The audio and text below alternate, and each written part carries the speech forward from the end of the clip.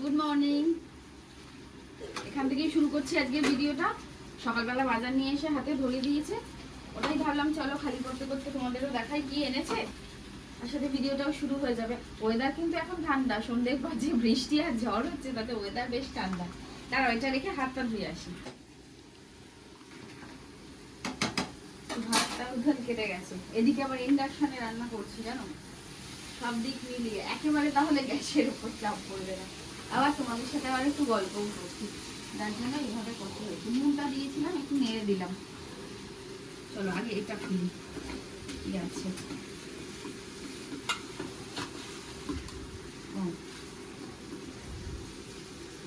এটা কি কাতলা নিয়ে এসছো? না, রুই, বড় রুই।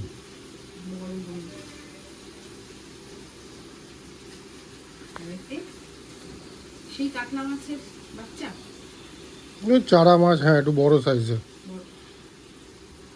বিশাল মাছ ছিল তাহলে গোটাটা। এটাতে কি আছে দেখো, এই গলদা চিংড়ি। কাঠিটা আমাকে লাগিয়ে নিতে হবে, কেটে দিয়েছে।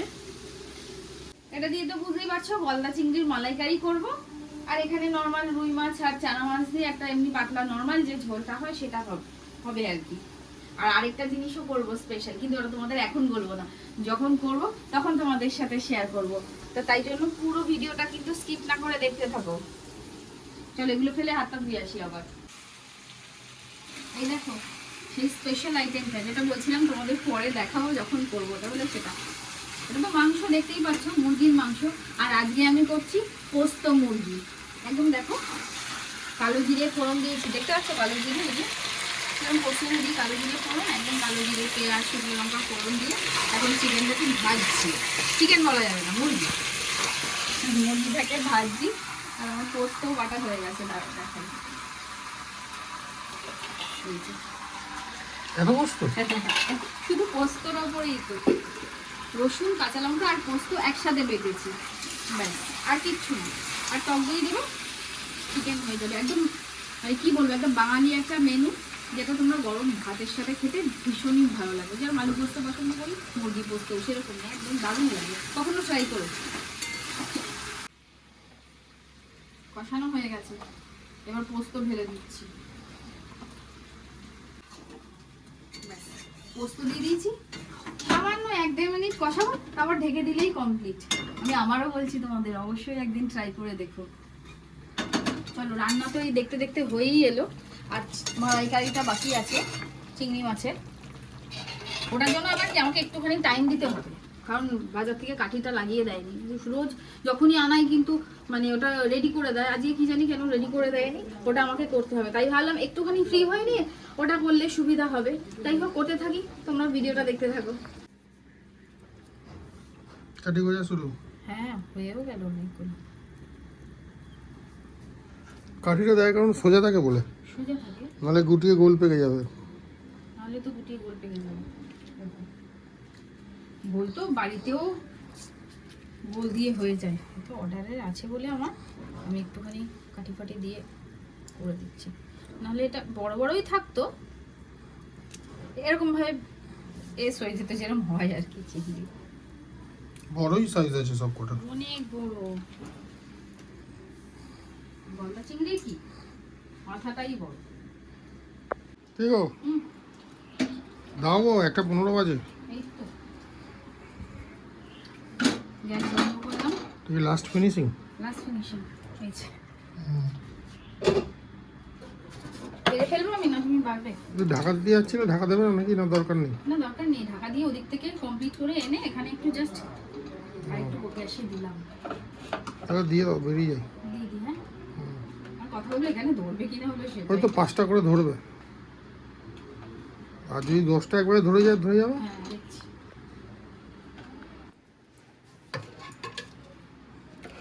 এই দুটো জায়গাতেই দিলাম জানো তো, একটা জায়গায় আবার গ্যাদাগেদি হয়ে যাবে। ঠিক আছে দিয়ে দাও। অনেক চা আছে, দুবারের মধ্যে করা হচ্ছে। আর একবার পরে খেয়ে নেবে। হ্যাঁ আরো আছে আবার পরে আমি আর আলগা করে রাখবো, পরে খাবে কিনা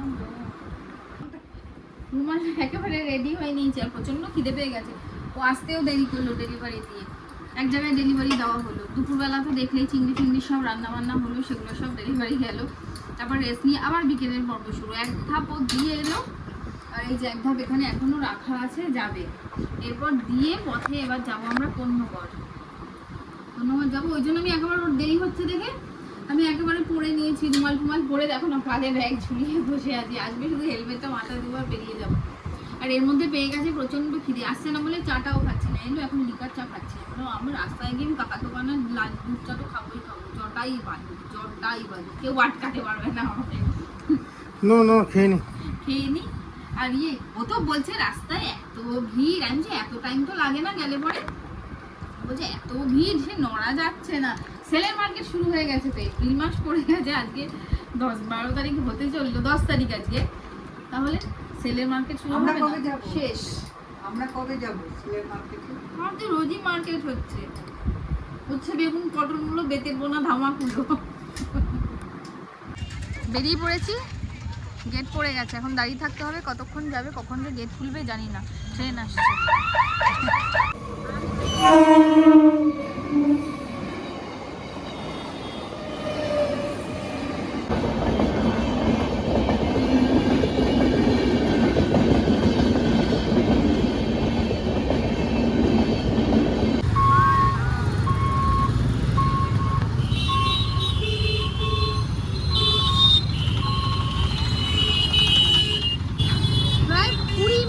প্রায় 20 মিনিট তো বটেই আটকে থাকার পর আমরা বেরোলাম। আর জ্যামটাও দেখতে পাচ্ছ সেই লেভেলে। ইচ্ছা ছিল কাকার দোকানে একটু চা খেয়ে তারপর যাব, অনেক তাড়াতাড়ি এসেছিলাম। জানি না কাকা এখন দোকান বন্ধ করে দিয়েছে নাকি, চলো যাই আগে দেখি। না থাকলে ঝটপট বেরিয়ে যাবো, ঠিক আছে? দোকান খোলা আছে, মানে চায়ের কাউন্টার খোলা আছে কিনা সেটাই এখন দেখার।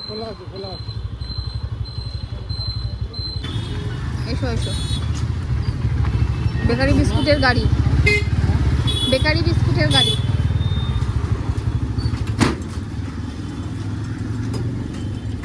লক্ষ্মীর ভাড়গুলো দেখো।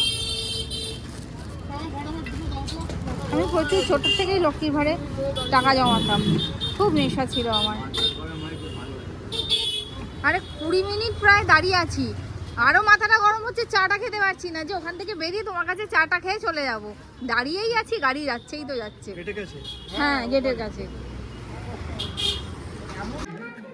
এই যে আমরা তো চলে এসেছি, গোপালকে এনেছি। নামাও, চলো ওর সাইকেলটা দেখবে, চলো। গুটুর একটা নতুন সাইকেল হয়েছে। বসো বসো বসো, সাইকেলে বসো।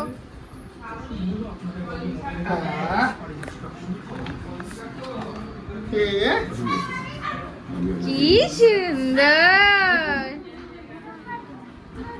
হ্যাঁ ও আর সাইকেলের প্রতি নজর নেই, দোপাল। হ্যাঁ ওখানে আছে, ওর সাইকেলের প্রতি নজর নেই। গোপাল এইখানে, ওর নজর ওইখানে। এটা বাজে না? কেমন হয়েছে সাইকেলটা? এটা কি বাজে? সুন্দর। ও বাহ, কে এনেছে? কাকাই এনেছে? কাকাই এনেছে। তুমি থ্যাংক ইউ বলেছো? বলে দাও থ্যাংক ইউ। আমি মায়ের জন্য কলমি শাক নিয়েছি, ও বাজার থেকে আজকে 3 আটি কলমি শাক নিয়ে এসেছিল, তাই আবার 2 আটি রান্না করে 1 আটি রাখা ছিল, নিয়ে এসেছি। আবার মা আবার এখানে আমার জন্য শাক তুলে রেখেছে, ছাদের শাক। এটা কি শাক? কলমি শাক, ও যার দানা আমি সারাপুলি থেকে নিয়ে এসেছিলাম। যাই হোক, ভালো। মা ভেন্ডিটা ঝিঙেটা বসিয়েছো? বসাও, তবে ঝিঙে হবে। ওই যে নিয়ে পড়েছে। কি হ্যাঁ গোপাল, একটু বলে এসো না। বাবা কবে আসবে? আজকেও ফোন করেছিল। তা আমি কি করতে পারি? এটা হাম দাও, পিপিকে একটা হাম দিও। বাবার আধার কার্ডটা আছে? আমি কার পিপি? বাবা দাদা কেন? জোরে বলো, কার পিপি? আধার কার্ড নাম্বার এখানে জোরে বলো তো, কার পিপি আমি? গুটুর পিপি নাকি চচর পিপি? মিত্তি দিদির পিপি? হ্যাঁ। চাচু আর মিত্তি দিদি পিপি। বাড়ি দিকে চলে এসেছি, এবার দেখো শ্রীরামপুর ঢুকে গেছি। ওকে বললাম একটু সেলের মার্কেট দিয়ে চলো। এই হলো এখন রাত 11টা সেলের মার্কেট আমাদের শ্রীরামপুরে। অনেক দোকান বন্ধ হয়ে গেছে, অনেক দোকান খোলাও আছে, লোকজন কিন্তু প্রচুর আছে। এটা কে বলবে, এখন রাত্রি 11টা বাজে, কিন্তু সকাল 10টা থেকে রাত 10টা পর্যন্ত মেনলি এখানে পা ফেলার জায়গা থাকে না, কি বলো? সব বন্ধ, সব বন্ধ। এখন তো বন্ধ হবেই, 11টা বাজে। শনি রোববার তো ঢোকা যাবে না গো, তাও একবার কালকে দেখতে হবে চেষ্টা করে।